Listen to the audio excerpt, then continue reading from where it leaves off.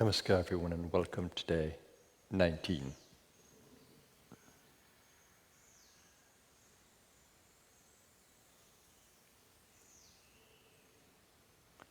I've spoken to you before on the ties that bind us, that binds the soul to the human experience.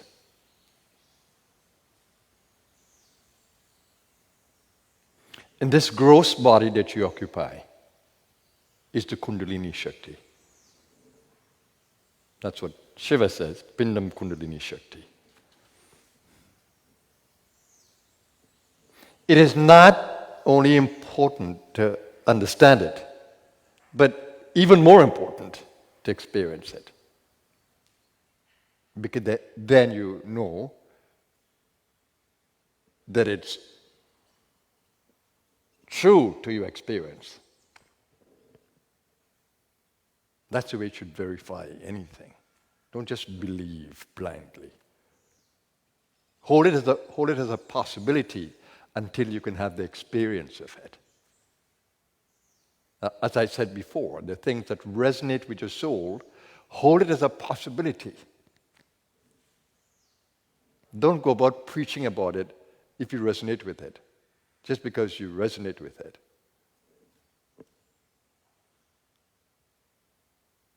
You can, of course, state it as a possibility. I believe this as a possibility. But until I experience it, it is not my reality just yet.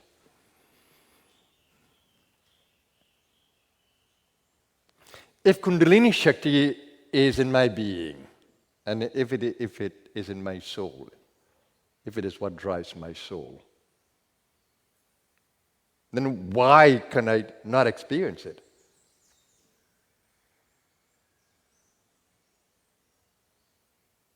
And if it is said that seek and you shall find, when I look for it, why don't I find it?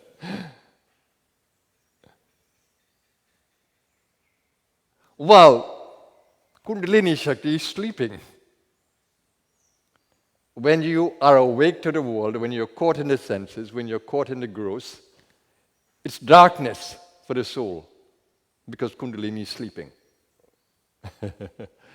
But it's a kind of light for the ego. The ego can play the material field in its ignorance.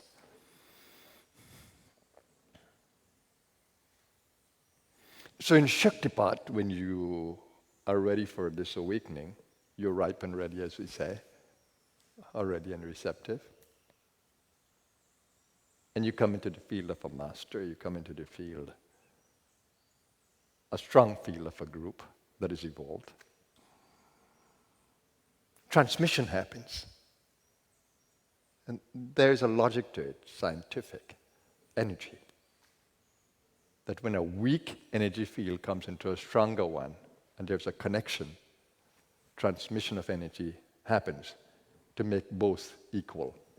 That's what you see in electricity. When you have a potential difference, you have more electrons on one side and less on the other. There's a flow of electrons to equalize. That's how you get electric current and flow. Same with gravitational flow. You have water at a greater gravitational potential and one at a lower potential, and the water flows to equalize. And so too, when a lower energy field that is connected, we are all connected, to a high energy field, once that connection is made, and that's with our readiness and receptivity energy flows. So energy flows naturally when we come into a field and we can connect with it. We are ready and receptive and can make that connection. But when Kundalini awakens within you, she starts from the base. She cannot start from the head.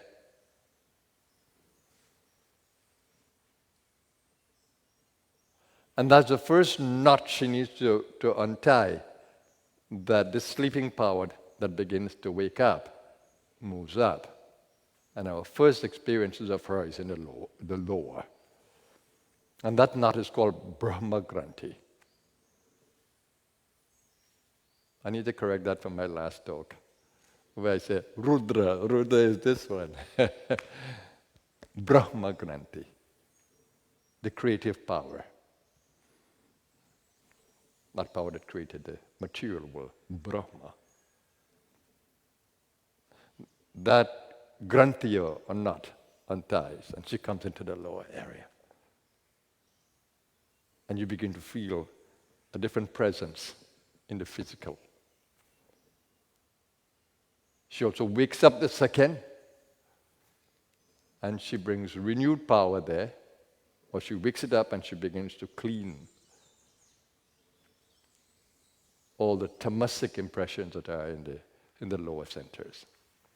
Of course, tamas is part of the play. She has veiled herself for the play, and now in the awakening, she begins to move up, ascend. So naturally, she'll be lighting up the way, removing the darkness, removing all the tamasic qualities there. And when she wakes up with a rajasic power. So she's going to be active, and that's how we have kriyas. So the first set of kriyas happen in the lower area. Then she comes up, and when you begin to feel this wanting to connect with her and to work with her in the lower area, then your Manipura begins to fire up. And that's where we feel the greater power to manage the lower area. It's in Manipura. But Manipura by itself cannot just with her in the beginning, trying to light up the way. Doesn't mean that when she comes to the Manipura, that you're going to be a master. Now there's a lot to happen yet. She's just waking up. She's just lighting up the space with a dim light. And she has to shine brighter and brighter, transforming your actions there and your thinking. Your actions and your thinking. She starts to improve the mind. Because the ego, the sense of self, is in the mind. So when she impacts the lower area, the mind is going to be influenced. But because the lower area is still in darkness, it takes time for the mind to open up more. Because she has to traverse other levels related to the mind before the mind can really wake up more. So first you get this vital core power. And some of us, we stay there.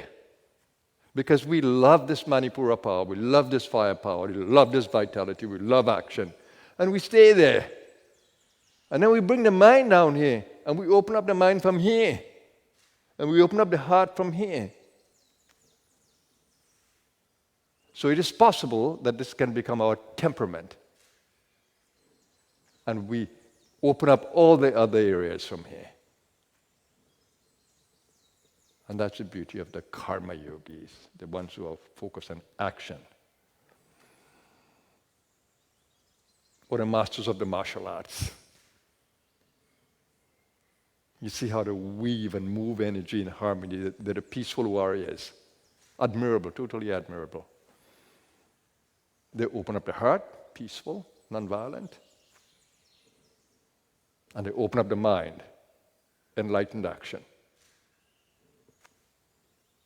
Don't put down people who are the hatha yogis or who are caught up in action. It is sometimes said that the hands that serve are greater than the hands that pray.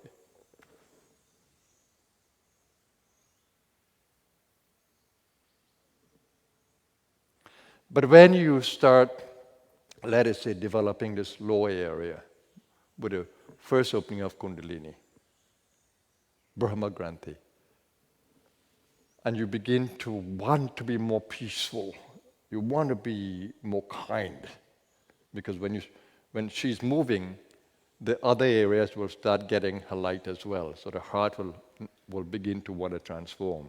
And for the heart to transform, the mind has to transform, because the mind is the seer, the thinker.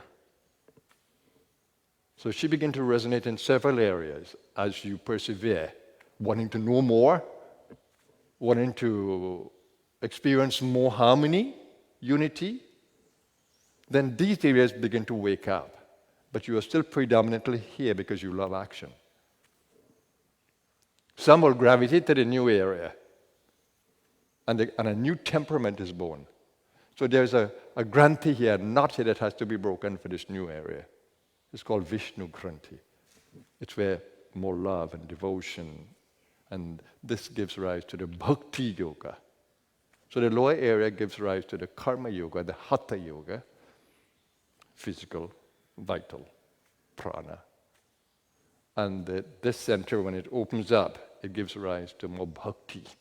So you begin to feel more flow in your movements. So the Hatha yogis and the martial artists, and they feel more flow in their movement because there is more heart. And for heart to open up more, mind will open up more. So the person can love the heart temperament and wants to stay there. And so they bring the mind here, and they clean up the mind from right here in devotion. The devotion takes higher and higher levels. It becomes what we call parabhakti, when the mind begins to clean up and you begin to see more, but your devotional temperament remains. So we untie the heart bind, the binds of the heart. Here we untie the binds of the creative area, reproductive area. And there are some of us who will gravitate to the mind because the mind is being challenged to open all the time.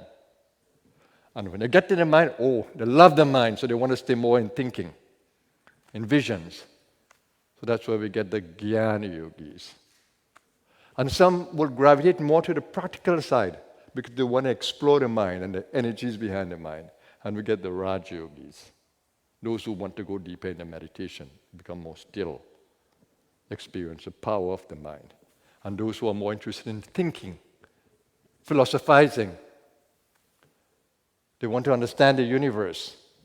They want to understand why are we sleeping in this dream? The Jnana yogis.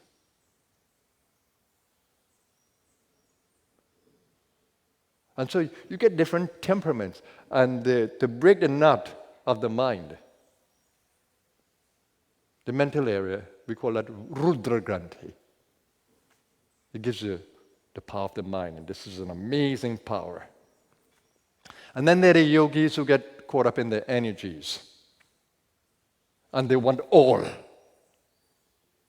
And that's how you have the Tantra yogis, the Kriya yogis, the Kundalini yogis, and the Mahayogis of Kundalini. That's how you get those.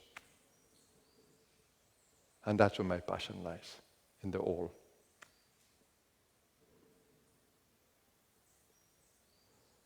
So the real transformation in every area comes when the seeker begins to develop an investigative consciousness.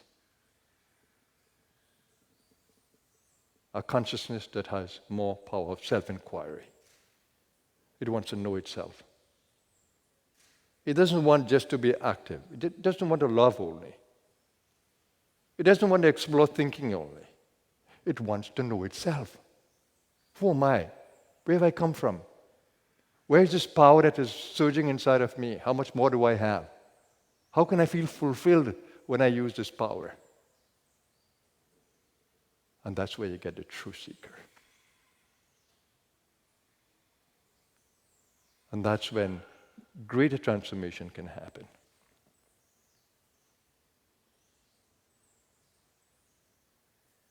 So it is extremely important to understand how the mind, how the mental area that carries the inner instrument of ego,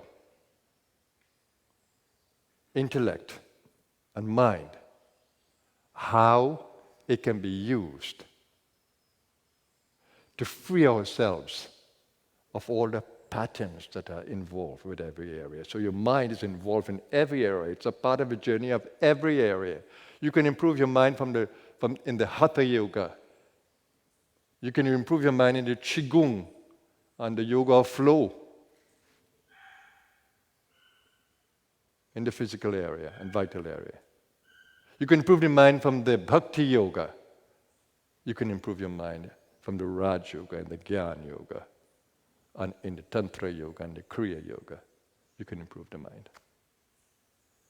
So that mental approach in every one of the temperaments is extremely important. How can I tap into more? How can I use the passion I have and grow in consciousness? That is extremely important. So you need to understand how the mind, how the binds of the mind happen.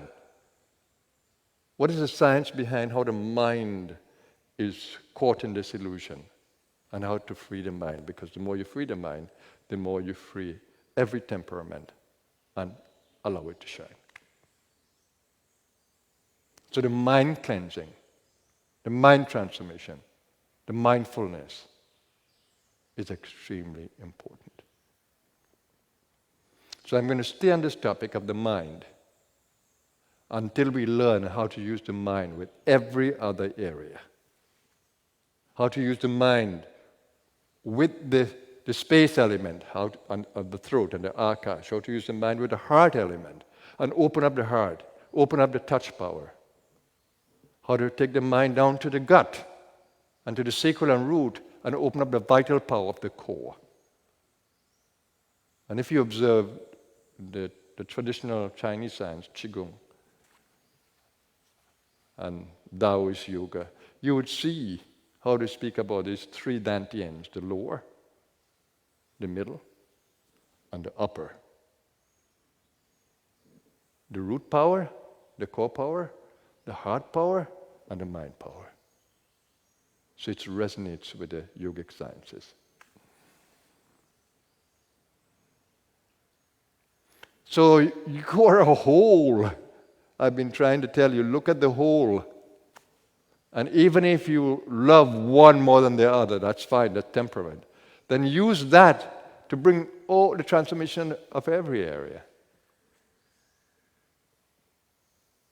My joy is in using every area to the fullest. I love to use all the strings of this energy instrument because I want to play all. I want to sing. I want to exercise. I want to flow with movement. I want to be passionate in my service. I want to be full of love and full of devotion. I want to be strong in my language and voice. I want to be powerful in my mind. And I want to understand the universe perfectly. That's how I am. Don't give me one, give me the all. And that's what I teach you. So in our meditation today, let's remember this. Remember that every area is important. Look at where she is featuring. Look at where your temperament is. Stay with the places that you love, and let that transform everything else. But more importantly, mindfulness. Stay mindful. Stay aware. Stay conscious. Stay present.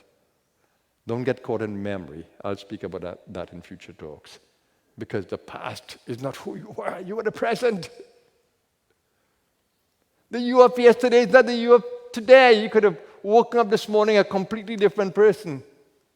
That's what happened to me in 1978. Every day I was different. New things are happening in my space. And I woke up on the 40th day a different person, completely different. Oh my God, like night and day.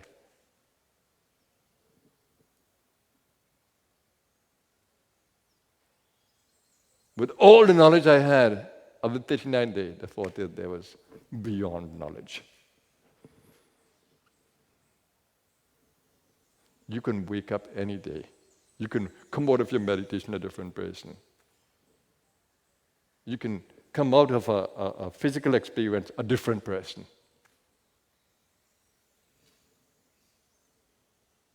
The universe is not restricted to one way of breaking the binds within you.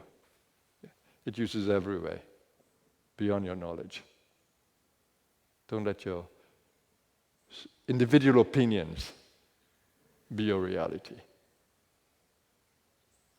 Experience will teach you. So as you go into the meditation, explore the whole column. Explore every chakra area. Look for an opening. But don't just rush from one to the other. Stay in one for a while. Stay in the energy of the heart. Stay in the energy of the gut. Stay in the energy of the brow. Look for her. Look for her. No need to hasten. Let go of that impatience you have to become enlightened. Enlightenment will happen when it will happen.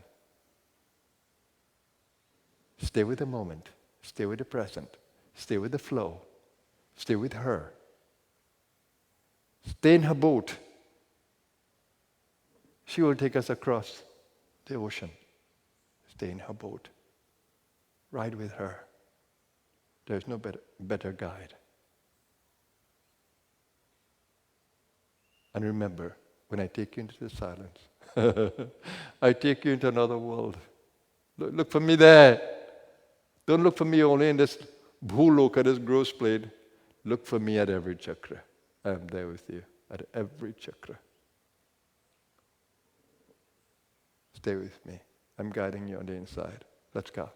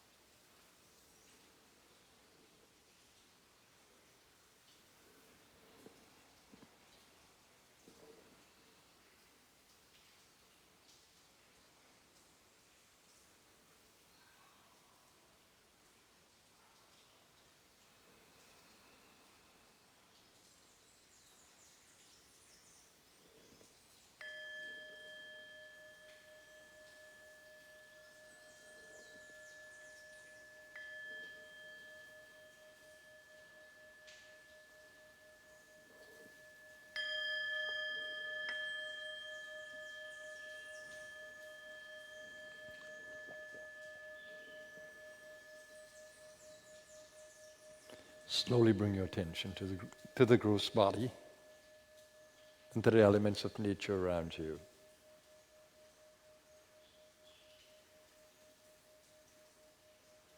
Bring more air into the lungs to feed the body more oxygen, and do so with the intelligence of the body as the body allows you.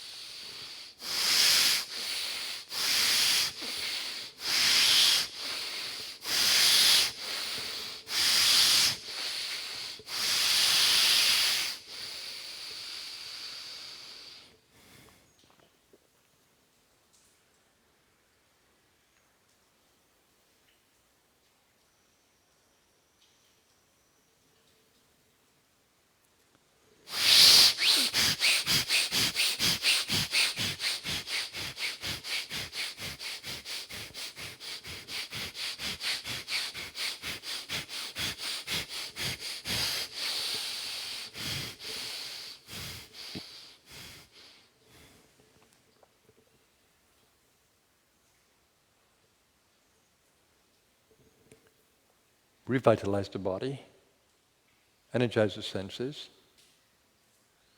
and the brain, that your body will function at its best.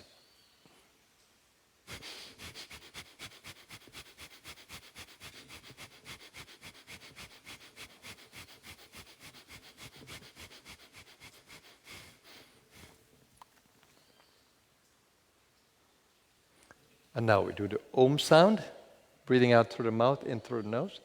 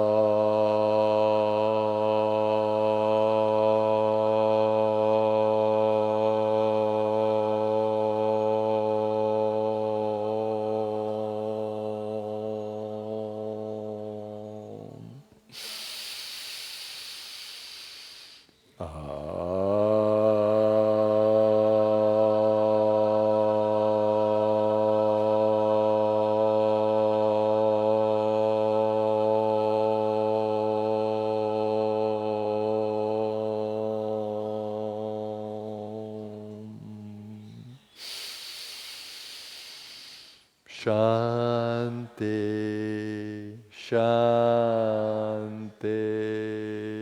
Shanti.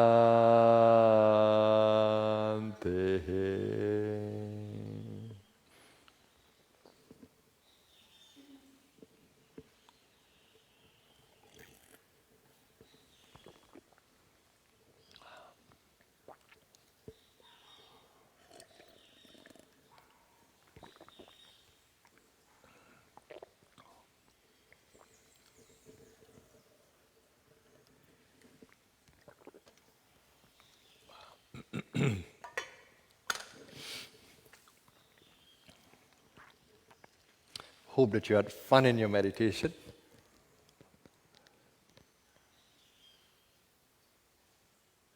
As you allowed Kundalini to guide you.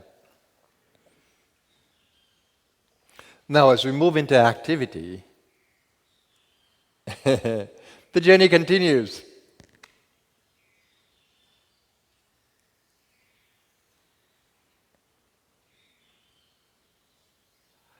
I've always seen the world as a place to test my knowledge of the teachings, to put the teachings into practice and continue to grow in the experience, to grow in consciousness. I've always seen the world like that. In the beginning, before Shaktipat, I loved to serve. I moved away from industry when the inner transformation started to happen in my thinking. And I came into the more humanitarian work of teaching. When one of the seniors had to interview me when I was exiting, he says, "Why are you leaving this job? Where are you going to?" I said, "I'm going to teaching." And I explained that I feel more comfortable with a humanitarian job. And he says, "Yes, I can understand."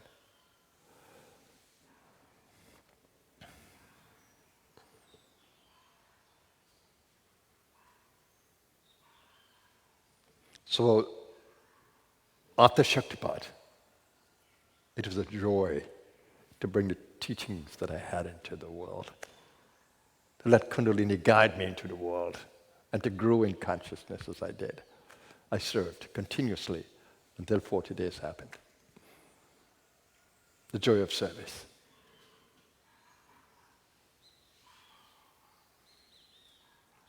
So the external world is the best place to test out the teachings and to explore growing in consciousness, the way of karma yoga.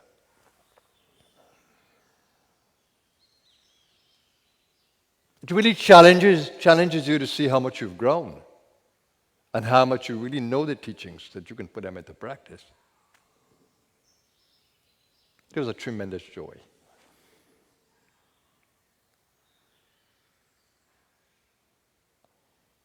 After the 40 days, I sort of shunned the world for a few months because I felt so much energies in my being, more intoxicated because I'd keep my attention on the head and, oh my God. And I felt so ecstatic in my being. I didn't care to move the limbs.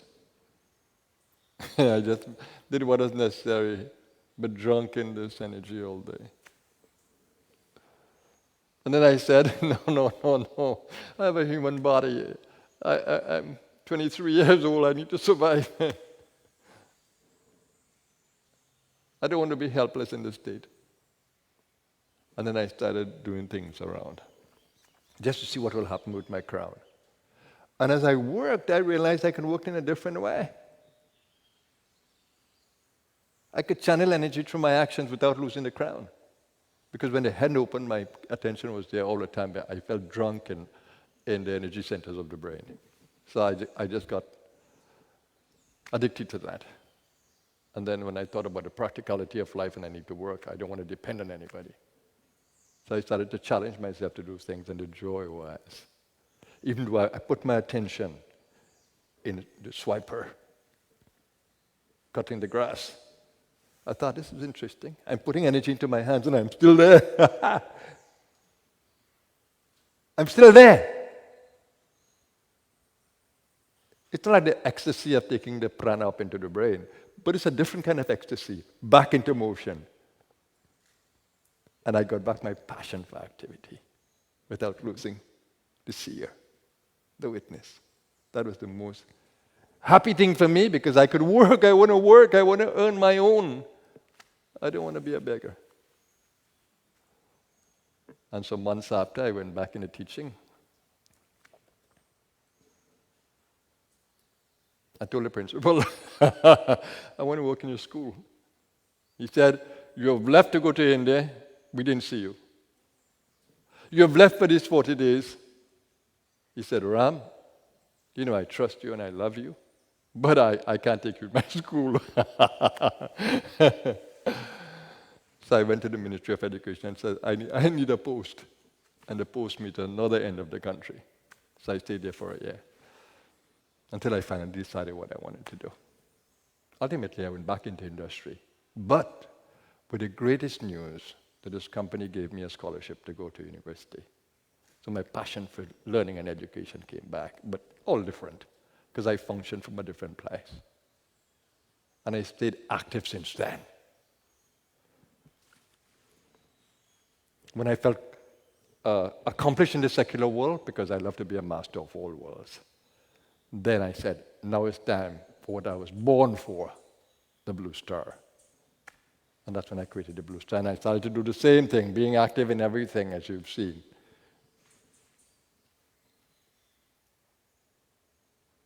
Without losing that center. So I've always loved putting the teachings into action. To this day, don't put me to sit when I can move. I'll meditate when I feel that my body needs it or I need to. I don't want to sit in the inner space. Everything is already there. I have it. Why do I need to sit? No, I sit just because the body is older and I want to nourish it. I want to keep it at its optimum. And so now I love sitting quietly. And I love moving the Kundalini to every area. And love charging up the whole body every day, like charging up a battery.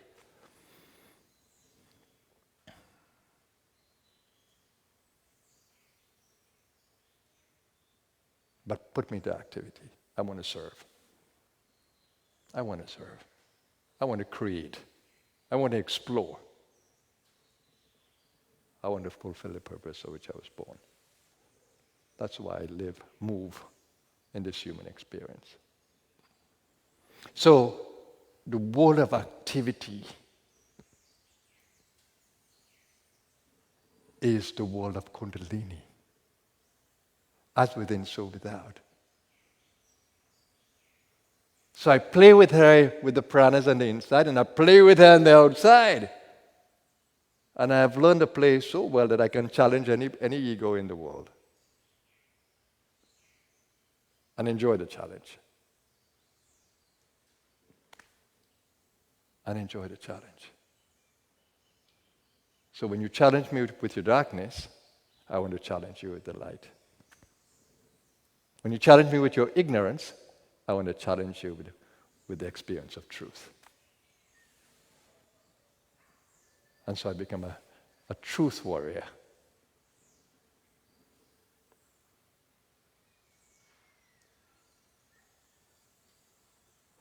So as when you come off this mat and you enter the world, learn to use every one of the teachings in the world. There is no better place to use it. Learn to strengthen your body in the world. Learn to strengthen your emotional field in the world when you're challenged with fluctuations in the inner space and outer space. Learn.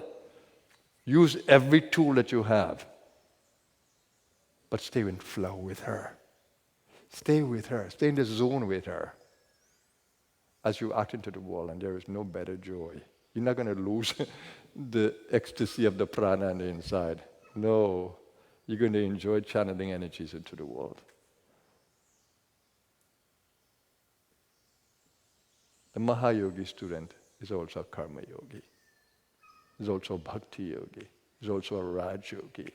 Is also a Kundalini yogi. All the yogas come alive in Mahayoga.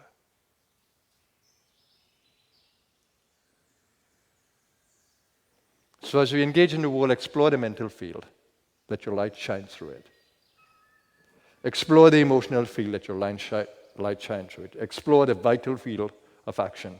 Let your light shine through it. And let me guide you when you falter. Let me lend you a hand to stand until you can stand for yourself, and lend others a hand.